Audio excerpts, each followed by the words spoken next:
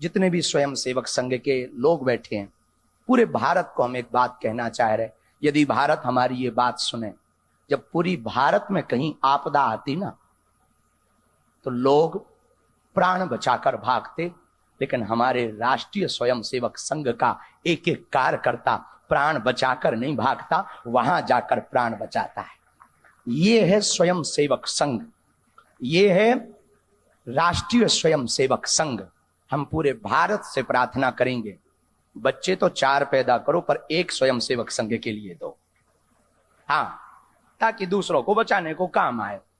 अब ज्यादा ना कह के हम अपनी बात को विराम करेंगे और आप मुस्कुराते रहिए, और हम चाहते हैं आप ऐसे ही हंसते रहो, मुस्कुराते रहो, ताकि जल्दी अखंड भारत हो जाए तो आनंद आ जाएगा। वैसे भरोसा है आपके रहते कुछ बड़ा होगा, बालाजी आपसे करवाएंगे।